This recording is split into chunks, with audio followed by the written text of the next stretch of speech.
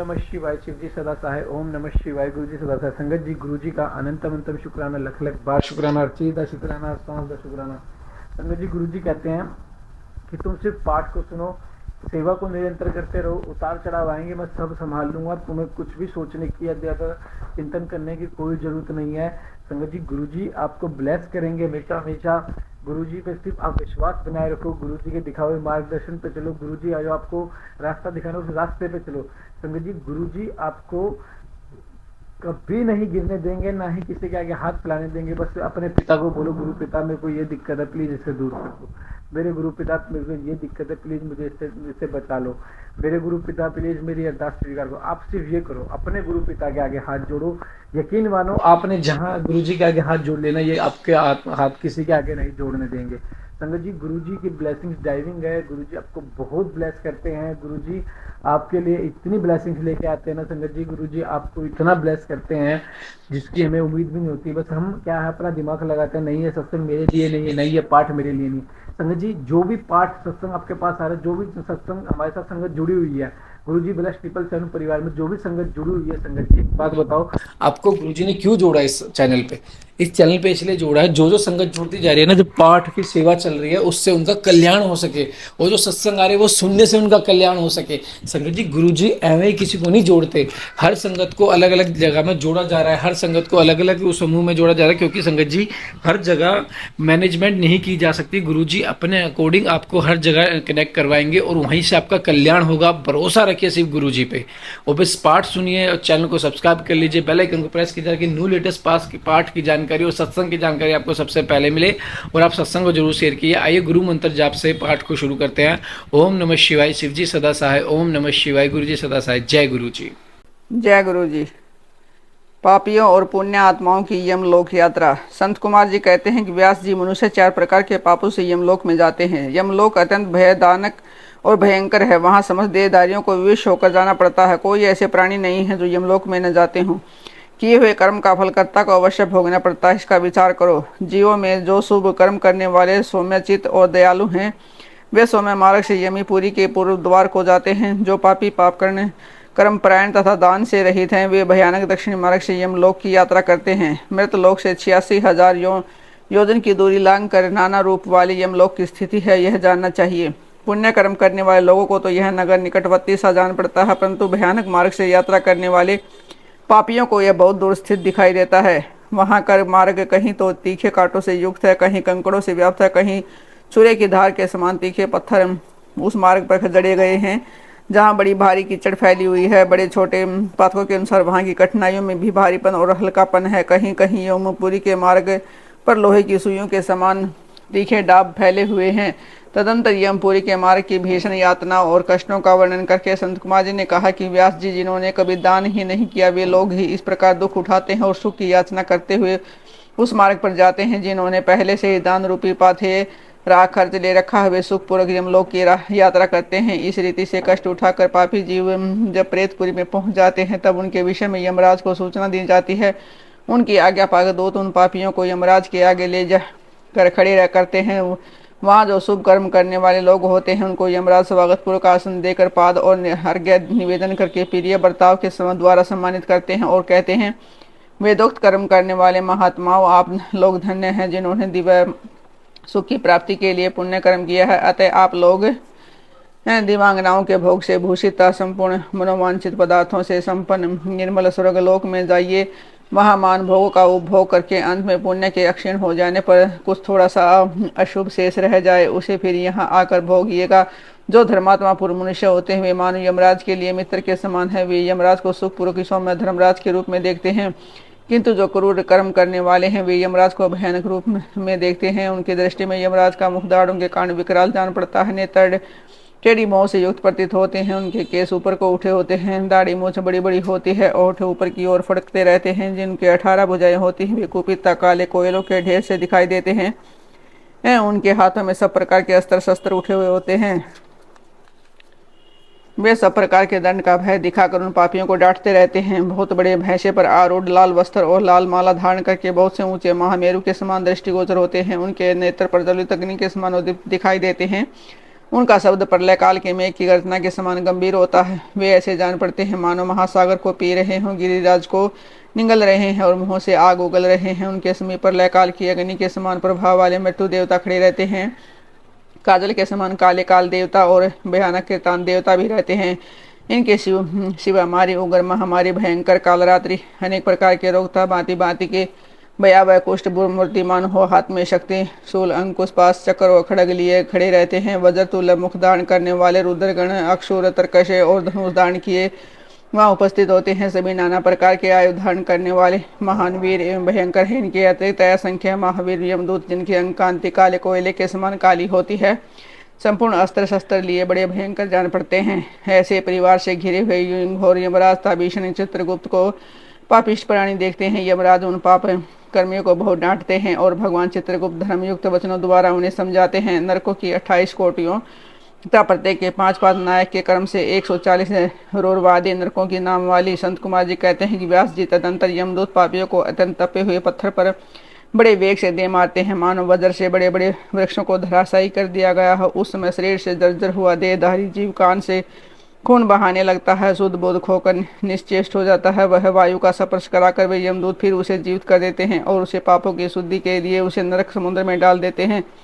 पृथ्वी के नीचे नरक की 7 कोटियां हैं, जो 7वें तल के अंत में घोर अंधकार के भीतर स्थित है। वह उन सब की 28 कोटियां हैं। पहली कोटि घोरा कही गई है, दूसरी सुघोरा और उसके नीचे स्थित है, तीसरी अति घोरा, चौथी महाघोरा, 5वीं घोर रूपा, छठी तला तला है, 7वीं भयानका, 8वीं कालरात्रि, 9वीं भयोत्कटा, उसके नीचे 10वीं चंडा, उसके भी नीचे महाचंडा, फिर चंडा कोलाहला तथा उससे भिन्न प्रचंडा है, जो चंडों की नायिका कही गई है। उसके बाद पद्मा, पद्मावती, भीता और भीमा है, जो भीषण नरकों की नायिका मानी गई हैं। यह 18वीं कराला, 19वीं विकराला और 20वीं नरकोटि वज्रा कही गई है। तदंतर त्रिकोणा, पंचकोणा, सुदीर्घा, अखिलार्दिता, समाम भीम बला भीमा तथा 28वीं दीप्त प्राय है। इस प्रकार मैंने तुमसे भयानक नरक कोटियों के नाम बताए हैं। उनकी संख्या 28 ही है। ये पापियों को यातना देने वाली हैं। उन कोटियों के क्रमशः 5-5 नायक जानने चाहिए। अब उन सब कोटियों के नाम बताए गए जाते हैं, सुनो। उनमें प्रथम रौरव नरक है, जहाँ पहुंचकर देहधारी जीव रोने लगते हैं। महारौरव की पीड़ा से तो महान पुरुष भी रो देते हैं। इसके पश्चात शीत और उष्ण नामक नरक है, फिर सुघोर है। रौरव से सुघोर तक आदि के 5 नरक नायक माने गए हैं। इसके बाद सुमहाति, क्षण, संजीवन, महातम, विलोम, विलोप, कंटक, तीव्र वेग, कराल, विकराल, प्रकंपन, महावकर, काल काल, सूत्र, प्रगर्जन, सूचिमुख, सुनेति, खादक, सुपरपीड़न, कुंभीपाक, सुपाक, कर्कच, अति दारुण, अंगार राशि, भवन, मेरु, सुसरिक, परिहत, तीक्ष्ण, तोड़, शकुनी, महासंवर्तक, कतु, तृप्त, जंतु, पंकलेप, प्रतिमांस, त्रिपुद्रव, उच्छ्वास, सुनिरुच्छ्वास, सुदीर्घ, कूटे, सालमिलय, दुरिष्ट, सुमहवाद, प्रवाद, सुप्रातापन, मेघ, वृष, सालम, सिंहमुख, व्याघ्रमुख, गजमुख, कुकुरमुख, शुक्रमुख, अजमुख, महिषमुख, धूकमुख, कोकमुख, वृकमुख, ग्राह, कुंभिनस, नरक, सर्प, कुरम, काक, गंधर्व, उलुक, हलोक, सादुर्ल, करथ, कर्कट, मंडुक, पूतिमुख, रताक्ष, पूति, मृत्यक, कर्ण, ध्रुम, क्रम, धूमर, अग्नि, कृमि, गंधी, वपु, अग्निधर, अति प्रतिष्ठ, रुधिराभ, सौ भोजन, लाला भक्ष, अनत्र भक्ष, सर्वभक्ष, सुदारुण, कंटक, सुविशाल, विकट, कटे, पूतन, अम्बरीश, कटाह, कष्टदायिनी, वैतरणी नदी, सुतृप्त, लोह शयन, एक पाद पर पूर्ण, घोर, अशिता, लवन, अस्थि भंग, सुपूर्ण, विलातस, असुयंतर, कूटपास, प्रदमन, महाचूर्ण, असुचूर्ण, लप्त, लोहमय, पर्वत, अक्षुरधारा, यमल पर्वत, मूत्रकूप, विष्टाकूप, अश्रुकूप, शीतल, अक्षारकूप, मुसलोलूखल, यंत्र, शिला, सकट, लांगल, ताल पत्तरवन, असी पत्तरवन, महासंकट मंडप, समोह, अस्थि भंग, तप्त, चंचल, अयु, गुड, लोहे की गोली, बहु दुख, महाकलेश, कशमल, शमल, मलात, हालाहल, विरूप, स्वरूप, यमानुग, एक पाद, त्रिपाद, तीवर, अचीवर और तम। इस प्रकार ये 28 नरक और क्रमशः उनके 5-5 नायक कहे गए हैं। 28 कोटियों के क्रमशः रौरव आदि 5-5 नायक बताए गए हैं। उपर्युक्त 28 कोटियों को छोड़कर लगभग 100 नरक माने जाते हैं और महानरक मंडल 140 नरकों का बताया गया है। विभिन्न पापों के कारण मिलने वाली नरक यातना का वर्णन तथा कुकुर बलि, काक बलि एवं देवता आदि के लिए दी हुई बलि की आवश्यकता एवं महत्ता का प्रतिपादन संत कुमार जी कहते हैं कि व्यास जी इन सब भयानक पीड़ादायक नरकों में पापी जीवों को अत्यंत भीषण नरक यातना भोगनी पड़ती है। जो मिथ्या आगम पाखंडियों के शास्त्र में परिवर्त होता है वह द्विजवी नामक नरक में जाता है और जीवा के आकार में आधे कोस तक फैले हुए तीक्ष्ण हलों द्वारा वहां उसे विशेष पीड़ा दी जाती है। जो क्रूर मनुष्य माता पिता और गुरु को डांटता है उनके मुंह में कीड़ों से युक्त विष्ठा ठूस कर उन्हें खूब पीटा जाता है। जो मनुष्य शिव मंदिर, बगीचे, बावड़ी, कूप, तड़ाग तथा ब्राह्मण के स्थान को नष्ट भ्रष्ट कर देता है, वहां स्वेच्छा अनुसार रमण करते हैं, वे नाना प्रकार के भयंकर कोहलू आदि के द्वारा पैरे और पकाए जाते हैं तथा प्रलय काल पर्यंत नरकाग्नियों पकते रहते हैं। पर स्त्रीगामी पुरुष उस रूप से ही वे विचार करते हैं हुए मारे पीटे जाते हैं, परंतु अपने पहले जैसे शरीर को धारण करके लोहे की बनी हुई और खूब तपाई हुई नारी का गाढ़ आलिंगन करके सब ओर से जलते रहते हैं। वे उस दुराचारणी स्त्री का गाढ़ आलिंगन करते और रोते हैं। जो सत्पुरुषों की निंदा सुनते हैं उनके कानों में लोहे तथा तांबे की बनी हुई कीले आग से खूब तपाकर भर दी जाती हैं। उनके सिवा जस्ते, शीशे और पीतल को गलाकर पानी के समान करके उनके कान में भरा जाता है। फिर बारंबार गर्म दूध और खूब तपाया हुआ तेल उनके कानों में डाल दिया जाता है। फिर उन कानों पर वज्र का सा लेप कर दिया जाता है। इस तरह कर्म से उनके कानों को उपयुक्त वस्तुओं से भरकर उनके नरकों में यातनाएं दी जाती हैं। कर्म से सभी नरकों में सब ओर से यातनाएं प्राप्त होती हैं और सभी नरकों की यातनाएं बहुत बड़ा कष्ट देने वाली होती हैं। जो माता पिता के प्रति भौहें टेढ़ी करते अथवा उनकी ओर उद्धरणतापूर्वक दृष्टि डालते या हाथ उठाते हैं उनके मुखों को अत्यंत लोहे की कीलों से दृढ़तापूर्वक भर दिया जाता है। जो मनुष्य लुभाकर स्त्रियों की ओर अल्पक दृष्टि से देखते हैं उनकी आंखों में तपाकर आग के समान लाल की हुई सुइयां भर दी जाती हैं। जो देवता, अग्नि, गुरु तथा ब्राह्मणों को अगर भाग निवेदन किए बिना ही भोजन कर लेते हैं उनकी जीवा और मुख में लोहे की सैकड़ों कीलें तपाकर ठूस दी जाती हैं। जो लोग धर्म का उपदेश करने वाले महात्मा कथावाचक की निंदा करते हैं, देवता, अग्नि और गुरु के भक्तों की तथा सनातन धर्म शास्त्र की भी खिलियां उड़ाते हैं, उनकी छाती, कष्ट, जीवा, दांतों की संधि, तालु, होठ, नासिका, मस्तक तथा संपूर्ण अंगों की संधियों में ना आग के समान तपाई हुई 3 शाखा वाली लोहे की कीलें मुदगरों से ठोकी जाती हैं। उस समय उन्हें बहुत कष्ट होता है, पर तत्पश्चात सब ओर से उनके घावों पर तपा हुआ नमक छिड़क दिया जाता है। फिर उस शरीर में सब और बड़ी भारी यातनाएं होते हैं। जो पापी शिव मंदिर के पास तथा देवताओं के बगीचों में मलमूत्र का त्याग करते हैं उनके लिंग और अंडकोश को लोहे के मुदगरों से चूर चूर कर दिया जाता है तथा आग से तपाई हुई सुइयां उसमें भर दी जाती हैं, जिससे मन और इंद्रियों को महान दुख होता है। जो धन रहते हुए भी तृष्णा के कारण है उसका दान नहीं करते और भोजन के समय घर घर पर आए हुए अतिथि का अनादर करते हैं वे पाप का फल पाकर या पवित्र नरक में गिरते हैं। जो कुत्तों और गौओं को उनका भाग अथवा बलि न देकर स्वयं भोजन कर लेते हैं उनके खुले हुए मुंह में 2 कीलें ठोक दी जाती हैं। यमराज के मार्ग का अनुसरण करने वाले जो श्याम और सबल सावले चित कबरे 2 कुत्ते मैं उनके लिए अन्न का भाग देता हूँ, वे इस बलि को ग्रहण करे। पश्चिम, वायव्य, दक्षिण और नैनीता दिशा में रहने वाले जो पुण्य कर्मा को है वे मेरी इस दी हुई बलि को ग्रहण करें। इस अस्थि प्रथा के 2 मंत्रों से क्रमशः कुत्ते और कौवे को बलि देनी चाहिए। जो लोग यत्नपूर्वक भगवान शंकर की पूजा करके विधिवत अग्नि में आहुति दे शिव संबंधी मंत्रों द्वारा बलि समर्पित करते हैं वे यमराज को नहीं देखते और स्वर्ग में जाते हैं, इसलिए प्रतिदिन बलि देनी चाहिए।